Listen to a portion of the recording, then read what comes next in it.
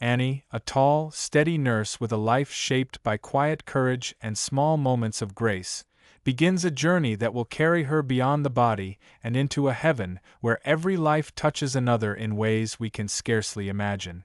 The story opens with Annie on the eve of a wedding she and Paolo have chosen to celebrate with a mixture of intimate tenderness and public happiness. They plan to be married beneath a blue sky, surrounded by simple tokens and shared humor. Paolo hands Annie a handmade rabbit from pipe cleaner, a symbol of the life they've built together and the home they hope to share. It is a moment of bright, ordinary joy, a counterpoint to a long memory that will shape everything that follows. Long before this wedding day, Annie's life has already carried the tremors of a nearly forgotten miracle. When she was 8, she survived a catastrophic accident at Ruby Pier, an amusement park by the sea. Eddie, the maintenance man who kept the ride safe, risked himself to push her clear of danger, saving her life at the cost of a missing hand. The public miracle that followed labeled her the Little Miracle of Ruby Pier, a label that clung to her in memory even as the years tumbled by. The event's price and its gift sit side by side in Annie's consciousness, a reminder that acts of mercy don't vanish with time. They become threads that hold the present together in ways you only understand from the other side of life. The wedding day itself becomes a living parable about how small acts ripple outward. A stranded motorist with a flat tire outside the venue tests the couple's character as they stop to help, choosing compassion over convenience. It's the kind of moment that could have gone either way, a hinge that could have altered their future. And in a dreamlike whisper across the boundary between worlds, Eddie, still watching from the edges, seems to offer a blessing, hinting that heaven and earth are closer than they appear when a life is in motion toward its own mercy. Then comes the ascent into a sunrise balloon ride, a much-anticipated symbol of their new life together. The moment is cast against a backdrop of weather turning treacherous, and the pilot, Teddy, makes a series of misjudgments that escalate into catastrophe. The balloon collides with power lines, Teddy is knocked away, and Paolo is crushed beneath the wreck while Annie is thrown clear, badly battered yet strangely awake to a final impulse she cannot ignore. In the ambulance and the operating room, Annie makes a desperate, maternal choice. She offers to give Paolo one of her lungs, a gesture of selfless love that defies the practical limits of biology and medicine. The doctors explain that such a transplant is, in the moment, impossible for their bodies and blood types to align. Yet Annie's resolve remains unshaken as she prays for Paolo, promising him life if a miracle should come. As the scene spirals toward white, a new rhythm begins to hum beneath the surface, the sense that an entire book's worth of consequence is beginning to unfold, that the end of one life may be only the threshold of another. The narrative then splits into two interwoven threads: Annie's life on Earth, with its memory-laden textures and fragile hurts, and the unfolding journey through the afterlife that will reveal how those textures become meaning in a realm where time bends and the heart learns to see anew. Annie's earliest memories are revisited through stark vignettes. 2. Annie makes a mistake, episodes that reveal a child's longing for safety and recognition, and the way a father's fault lines can fracture a family. One memory captures a moment of domestic calm that spirals into violence. Another describes a child's innocent curiosities, straws, candy, small questions that can lure a person into danger if not held with tenderness. These scenes are not only about the past. They are about how a life survives its hurts, and how those hurts become the very instruments of compassion later on. They set up a central idea that will echo again and again. Life threads together through memory, and every decision leaves traces that become someone else's future. When Annie crosses the boundary into the afterlife, she finds herself in a space that is bright, light, and strangely active. She has no body. She is a presence moving through scenes that feel both familiar and strange, a landscape where memory is tangible and time is malleable. The first figure she meets in heaven is a guide named Samir, a calm, thoughtful doctor whose own life's work has been to repair and reimagine what the human body can endure. Samir explains the central rule of this book's moral universe: In heaven you meet 5 people who touched your life, people who taught you something you needed to learn. These encounters are not about paying back or recognition, they are about understanding the truth of your own life, and how your choices have altered others in ways you might never have realized. Their tour begins with a reappearance of a younger Paolo, actually a boy who will grow into the surgeon who helps save lives many times over. They watch a train platform scene in which a reckless impulse to chase danger leads a boy to lose an arm yet become a renowned surgeon later, a paradoxical arc that proves how a single mistake can become an instrument for extraordinary progress.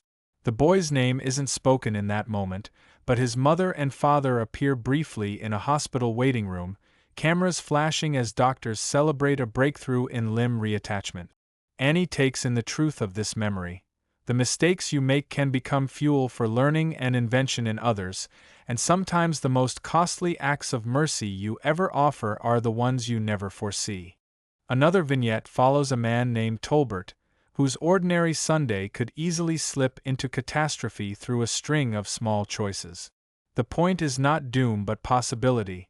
The world is a lattice of cause and effect, where one small change can cascade into many futures. This lesson, paired with Samir's guidance on how the 5 encounters function, begins to reveal the grand question: what happens when you meet the people who shaped your life, and what do you owe them in return? These moments anchor the lessons Annie must absorb, teaching her that every life is interconnected in delicate, enduring ways. The first lesson anchors Annie's understanding of the afterlife's logic. Even the harshest events, the balloon ride, the crash, the decision to donate a lung in theory, can carry within them seeds of growth for others, a way to learn that love and mercy carry weight beyond their immediate moment. The journey continues through what feels like a pilgrimage of memory. An Achilles-like memory and the eyes of a child become the lens through which Annie sees the world's fragility and its astonishing resilience. The afterlife thus reveals a truth that Earth's surface life often obscures. People's connections are not simply incidental, they are the threads that tie each life to another across time. Samir's role deepens as he reveals the history of replantation and the way medical knowledge evolves by building on what came before. He removes his lab coat and points to the scars on his own arm, a visible map of all the doctors who have learned through the centuries to heal where there is hurt. The message is both practical and spiritual. Learning is collective, and healing is a shared descent through generations of caregivers who carried the work forward. Then Annie revisits the Ruby Pier memory. The corridor of a hospital, a small child's fear, a hand lost and then rediscovered in a new light, and Samir declares a simple, powerful refrain: end of lesson. It signals an immediate pivot toward the larger journey of healing that stretches across heaven's memoryscape. The narrative then expands into the desert of heaven, a surprising stage that becomes a canvas for revelations of aging, growth, and the expansion of love. Annie's ascent and descent in this space unfolds as if she were moving through the layers of her own life again, while also stepping into a future she could not have imagined. A figure named Tolbert appears again, now a reminder that the passage of time in heaven can reveal the way an ordinary life's choices ripple into extraordinary consequences. The pink snow and the island that rises from the desert feel like a shift in perspective, a signal that Annie's understanding of love, parentage, and duty is growing. She finds herself standing in the palm of a giant hand, and the maternal voice she encounters, her mother's voice, but not the earthly Lorraine who raised her, suggests that the bonds of family outlive the body and morph into new, more expansive forms. In a moment that crystallizes the book's central conceit, Annie experiences a vision in which children begin by needing their parents. Over time, they reject them. Eventually, they become them. The scene, filtered through a mother's voice, moves smoothly from Lorraine's early life on the East Coast to Annie's mother's own history, how she came to be the person who would shape Annie's sense of safety and risk, and how that long arc of sacrifice formed the bedrock of Annie's own approach to caregiving. Lorraine's backstory, her abrupt departure from a stifling small town, her marriage to Jerry, and the peril that threatened the child she would name Annie, frames a story of courage under pressure. It also helps Annie understand why her mother guarded the moment Ruby Pier's secrets and dangers crossed into their lives. The memory becomes a hinge in Annie's growing comprehension of how secrets and confessions shape a family's path and the nature of forgiveness that can finally bridge generations. The book then braids two more strands. One returns to Lorraine's adult years, as she drifts from relationship to relationship in search of validation, and as Annie herself becomes a young woman pursuing autonomy in a world that still bears the scars of those earlier traumas. The other strand follows Annie's own adolescence, where a moment of humiliation, Megan's public jab at a drawing Annie had made of Paolo, leads to a fevered kiss in the hallway that sends ripples through her social world. The gossip and the isolation that follow become a crucible through which Annie's sense of self is formed, revealing how secrets, even those kept to protect oneself, shape a life's future in ways that are hard to foresee. Lorraine's confession in Heaven, that she moved from one uncertain relationship to another in order to feel seen, offers Annie a lens through which to view her mother's fear and desperation. Secrets, the book keeps showing us, are not protective. They govern you from the shadows and distance you from truth, forgiveness, and connection. As the generations unfold side by side, Annie learns to see nursing and caregiving not as mere work, but as a vocation shaped by the same acts of love that defined her mother's life. The memory threads, Annie's pregnancy with Walt, the fragile life of their child Lawrence, and the heartbreak of losing him in the neonatal ICU, unfold with the same gravity that Ruby Pier once carried. The book circles back to the balloon's crash, this time reframing it as a shared memory that binds the past to the present and the living to the dead. Eddie's presence in heaven, an old friend whose grave becomes a marker in the heavenly landscape, grounds the idea that a life that saved another must also be remembered, not merely as a one-time rescue but as a continuous act of responsibility across generations. The fourth person Annie meets in heaven emerges from this weave.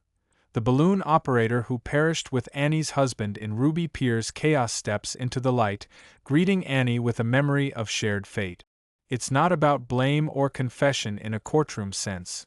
It's about healing by recognizing every life's ripple effect, about learning to hold those you loved with greater clarity and mercy. The heart of Part 3 overtakes the narrative as Lorraine's truth-telling about Ruby Pier becomes a catalyst for Annie's own reckoning with what she kept hidden. Her teenage kiss, the early motherhood that followed, the loss of her child, and the complicated bond with the mother who sacrificed so much. The heaven passage is not a judgment hall but a healing chamber where forgiveness can do the heavy lifting, where the living and the dead can address what has long stood between them.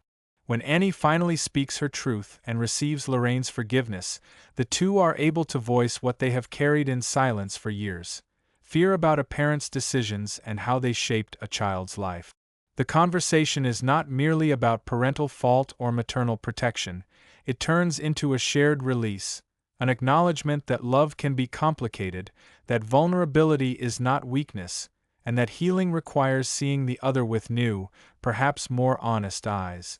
By the end of this stretch, Annie stands at the threshold of a broader vocation. She begins to glimpse nursing not only as a profession of care but as a form of moral repair, a way to carry forward the work that saved her and to extend it to others who still ache in the world. The book reinforces the sense that heaven is a living classroom rather than a static reward. It is a place where souls learn through the living stories of those they touched and were touched by. The 5 people Annie is destined to meet are revealed not as a punitive tally but as a gallery of lessons, each one a doorway to greater compassion, empathy, and responsibility. The characters, Samir, Cleo the dog, Lorraine, Eddie, Paolo, and a patient path of others who leave their marks, widen Annie's circle of understanding and widen the very idea of what it means to make a life that matters. The final leg of Annie's journey arcs toward Paolo's reappearance as a guiding force and a symbol of what healing can become when love grows beyond the immediate moment of loss. Their reunion is gentle and inevitable, a reminder that love does not end when a life ends. It changes shape, reshapes memory, and invites the heart to grow larger through its losses. Paolo's presence is a living demonstration of how living with grief can still be an act of faith in the future. He shares his own story, the toll of a life lived briefly, the ways in which a love that seems to end can still teach the heart to stretch and to persist. The 5 hearts of pipe cleaners, twisting together into a larger, brighter symbol, become a tangible reminder that a life rebuilt from broken places can give birth to new kinds of resilience for others. Paolo sends Annie back to the earth with a charge: carry forward what you have learned, keep helping others, and trust that love can persist even when a life seems to end. The epilogue knits the threads of Annie's afterlife back to the world she left behind. The balloon accident, the acts of mercy, and the paths that linked people across time all converge in a final, quiet assertion: endings are beginnings. Annie survives, not just because Eddie's courage saved her, but because the world's paths were adjusted in just enough ways to allow her to continue a life of care. She bears a daughter named Giovanna and returns to nursing, her sense of purpose renewed. The book closes with a grandmotherly voice, a testament to the stubborn, luminous truth that love endures across time and space, that forgiveness can outgrow guilt, and that every ending can become a doorway to a new kind of beginning. There is a lingering sense that the ordinary moments of daily life, an act of kindness, a long habit of care, a risky choice made for love, are the real miracles, waiting to be recognized when seen through the lens of heaven's wider horizon. And if we listen closely, the curtain between life and what lies beyond may flutter just enough for us to glimpse the extraordinary waiting just beyond it.